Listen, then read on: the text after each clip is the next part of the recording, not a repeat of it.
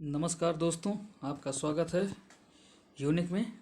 UPSC Hindi quiz का 18वां lecture. 10 question per day, current affair और स्टैटिस्टिक्स के, और 5 नवंबर 2020 है ये आज की डेट। तो पहला प्रश्न लेते हैं। सुलपनेश्वर वन्यजीव अभयारण्य कहाँ है? ये गुजरात में है। ये गुजरात का हिस्सा रहा और यहाँ पे स्थित है। नर्मदा नदी के दक्षिण में पश्चिमी सतपूर्ण श्रेणी में स्थित है। यह मध्य प्रदेश और महाराष्ट्र के साथ सीमा साझा करता है।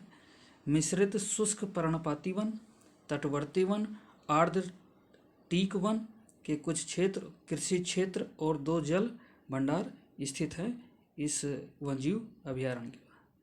अगला प्रश्न इंडिजीन कार्यक्रम के बारे में है। इस कार्यक्रम का जो उद्देश्य है वो भारत के विविध निर्जातीय समूहों का प्रतिनिधित्व करने वाले हजारों भारतीय व्यक्तियों का संपूर्ण जीनोम अनुक्रमण करना, बिल्कुल करना है। और मानव जीनोम डेटा समुच्चय का उपयोग भारतीय आबादी के लिए उपचार के विशिष्टीकरण और प्रतिकूल प्रभावों को कम करने के लिए विशिष्ट रूप से फार्माकोजेनिक्स वेरिएंट को प्राथमिकता देने के लिए किया जा सकता है। इंडिजीन कार्यक्रम वैज्ञानिक और औद्योगिक अनुसंधान परिषद CSIR की एक पहल है। इसका आंसर डी होगा। 2019 में CSIR द्वारा शुरू किया गया और ये स्वास्थ्य से संबंधित कार्यक्रम है और इसका लक्ष्य भारत में विविध जातीय समूहों का प्रतिनिधित्व करने वाले हजारों व्यक्तियों को संपूर्ण जीन अनुक्रम करना है। अगला प्रश्न जब संसद समवर्ती सूची के विषयों के संबंध में कानून पारित करती है और यदि कुछ राज्य संसद के कानूनों से असंतुष्ट होते हैं तो राज्यों के पास क्या विकल्प हो सकता है? पहला, राज्य समवर्ती सूची के तहत लागू किए गए केंद्रीय कानून में संशोधन कर सकता है। इस शर्त के अधीन कि संसदीय अधिनियमों के लिए प्रावधानों को राष्ट्रपति की सहमति प्राप्त करनी होगी, जिसके बिना वे लागू नहीं हो सकते। बिल्कुल सही है। असंतुष्ट राज्य सर्वोच्च न्यायालय में केंद्रीय कानून की वैधता को चुनौती दे सकते हैं। बिल्कुल दे सकते हैं। इसका आंसर क्या हो जाएगा? सी हो जाएगा। पंजाब की सरकार ने जो केंद्र सरकार के द्वारा हाल ही में जारी संसद में कानून बना, कृषि कानून, उसके संशोधन किया गया पंजाब सरकार द्वारा और उसी पर ये प्रश्न बना हुआ है। हालांकि जो कृषि है वो राज्य सूची में आता है, लेकिन फिर केंद्र सरकार ने क्यों बनाया ये कानून? तो उसने एक विषय है जो समवर्ती सूची में आता है, वह है व्यापार और वाणिज्य और खाद्य पदार्थों के उत्पादन, आपूर्ति और वितरण से संबंधित है। तो इस टॉपिक से लेकर उसने कृषि पर कानून बनाया है। अगला प्रश्न लेते हैं। टेमासेक मॉडल ये कहाँ का है? सिंगापुर। किससे संबंधित है? ये संबंधित है विनिवेश कार्यक्रम से। इसका आंसर क्या होगा? बी। आर्थिक सर्वेक्षण 2019-20 में सरकारी हिस्सेदारी के विनिवेश के माध्यम से केंद्रीय सार्वजनिक क्षेत्र के उद्यमों CPSE के आक्रामक रूप से निजीकरण संबंधी सरकार के कदम को समर्थन प्रदान किया गया। इसकी कंपनी की दक्षता और लाभप्रदता में सुधार के गुणक प्रभाव होंगे। दिन दुगना रात चौगुना। सर्वेक्षण के अंतर्गत सिंगापुर के टेमासेक होल्डिंग कंपनी के उदाहरण प्रस्तुत किया गया है, जिसमें कहा गया है कि CPSE में सरकारी हिस्सेदारी के सफल अधिकतमकरण के लिए इसे अपनाया जा सकता है। अगला प्रश्न लेते हैं। एक चर्चित सीकेल स्ना ये है क्या? ये क्या है? भोज्य खरपतवार है। इसका आंसर सी होगा। ये स्किल्सना के चित्र हैं, एक सेकंड आप देख सकते हैं आप। और ये भोज्य पदार्थ भी हैं जिसे खाया जा सकता है, कुछ लोग खाते भी हैं, एक बड़ी आबादी खाती है। मतलब ये वर्ष भर खाली प्लांट, सड़क के किनारे, बंजर भूमि और रिवर बैंक में वृद्धि करते हैं। ये कहाँ कहाँ मिलती है? महाराष्ट्र, गुजरात, कर्नाटक, तमिलनाडु, आंध्र प्रदेश, बिहार, झारखंड, छत्तीसगढ़ और गोवा में। अगला प्रश्न लेते हैं।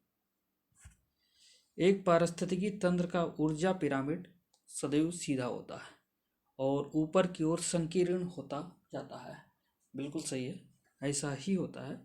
ऊपरी पोषणों स्तर में बायोमास सामान्यतः निम्न पोषण स्तरों की तुलना में बहुत अधिक होता है। ये गलत है। जैसे जैसे हम ऊपर जाते हैं वैसे वैसे ऊर्जा का ह्रास होता जाता है।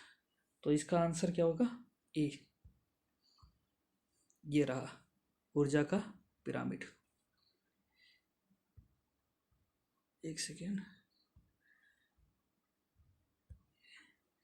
चूंकि प्रत्येक उच्च पोषण स्तर को निम्न पोषण स्तरों की ऊर्जा का केवल एक हिस्सा ही प्राप्त होता है, प्रत्येक स्टेप पे 1/10, इसलिए ऊर्जा पिरामिड शीर्ष पर संकीर्ण है। लेकिन आमतौर पर कुछ जलीय पारिस्थितिकी तंत्र को छोड़कर उच्च पोषण स्तर की तुलना में निम्न पोषण स्तर में उच्च बायोमास पाया जाता है। अगला प्रश्न लेते हैं। भूमध्य सागरीय वनों के बारे में। यह केवल भूमध्य सागर के सीमावर्ती देशों में पाए जाते हैं। ये बिल्कुल ही गलत है, ऐसा नहीं है। अन्य क्षेत्रों में भी पाया जाता है, उत्तरी अमेरिका में, कैलिफोर्निया की साइड में, ऑस्ट्रेलिया में। तो ये गलत है। जैसे ही पहला गलत लगाते हैं हमारा आंसर मिल जाता है हमें सी। लेकिन हमें पूरा फिर से पढ़ना चाहिए ताकि हमें कोई कंफ्यूजन उत्तर में ना नजर आए।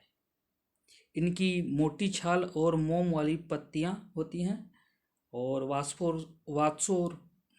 वाष्पोत्सर्जन को कम करने में मदद करती है। बिल्कुल है।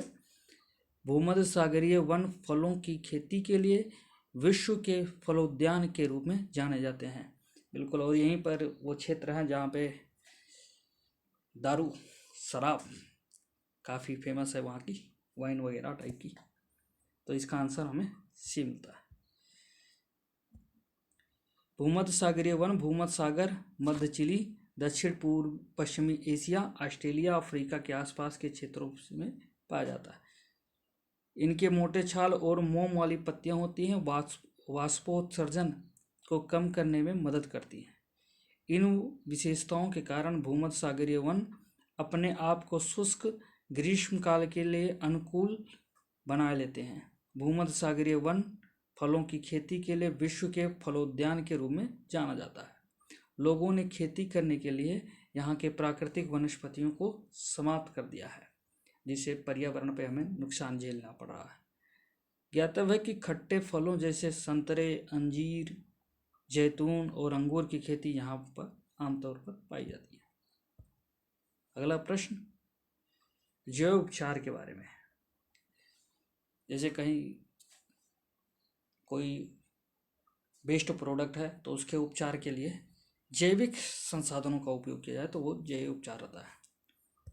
इसमें आर्किया, पौधे, जीवाणु, शैवाल, कवक, ये पांचों के पांचों जैव उपचार के रूप में प्रयोग किए जा सकते हैं। तो इसका आंसर क्या होगा?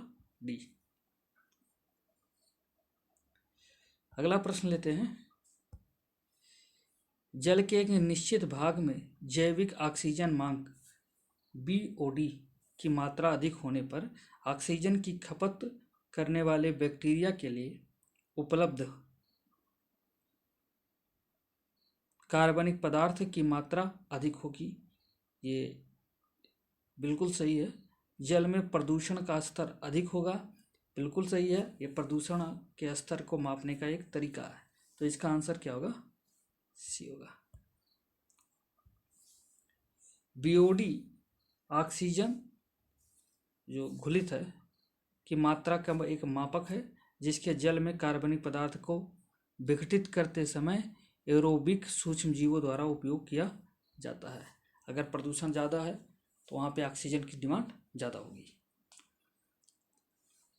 बीओडी जल की गुणवत्ता का एक महत्वपूर्ण मापक होता है क्योंकि यह पर्यावरण पर होने वाले अपशिष्ट जल के प्रभाव का आकलन करने में मदद करता है। बीओडी का मूल्य अधिक होने पर ऑक्सीजन का उपयोग करने वाले जीवाणुओं के लिए उपलब्ध कार्बनिक पदार्थ या भोजन पोषक तत्वों की मात्रा अधिक होगी। आज का आखिरी प्रश्न लेते हैं महासागरीय अम्लीकरण के बारे में। यह काफ़ी हद तक नाइट्रोजन आधारित अम्लीय यौगिकों के उच्च अवशोषण के कारण होता है। यह गलत है। नाइट्रोजन के नहीं, कार्बन डाइऑक्साइड के कारण अम्लीयता ज़्यादा बढ़ती है।